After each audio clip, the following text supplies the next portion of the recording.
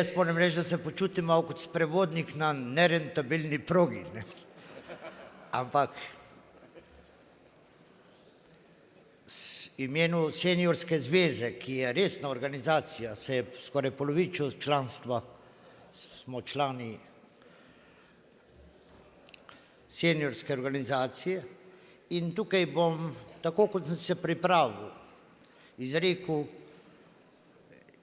hvaležnost za veličasten zgled častnima članoma, dr. Mariji Bernik in profesorju Andreju Bajuku. Razumem, da sta morala domov. Pregovor pravi, da so dela kot sadež, besede pa so kot listje.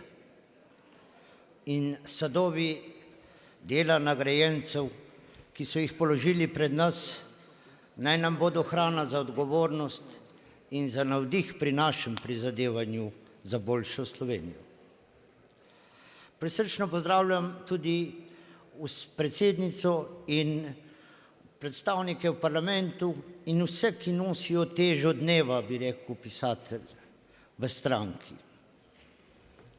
Poseben pozdrav na koncu, samo za to, da je bolj očitno, pa izrekam tistim, ki že od nekdaj tiho in skromno stopate po pravi poti, saj globoko razumete, da telo lahko uživa krivično pridobljeno ugodje, duši pa je lahko v zadovoljstvo le tisto, kar si je prislužila s krepostjo. In tako kot Srečko Kosvel pred 100 leti, lahko tudi mi danes ugotavljamo, da je naša doba strašno velika po svojih vprašanjih in strašno bedna v svojih odgovorih.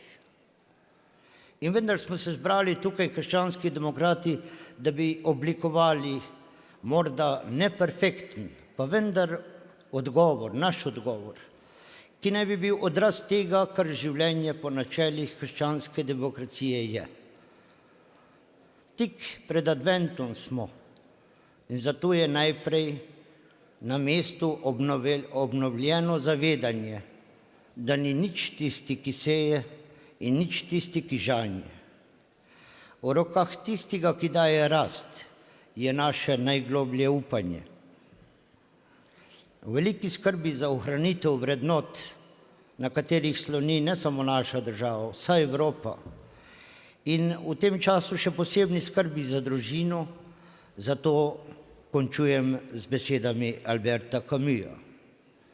V imenu Nove Slovenije vsem, ne samo našim članom in simpatizerjem, ampak vsem v tej državi, s katerimi si delimo ta čas in prostor, kličemo: ne hodi pred mano, ne bom ti sledil.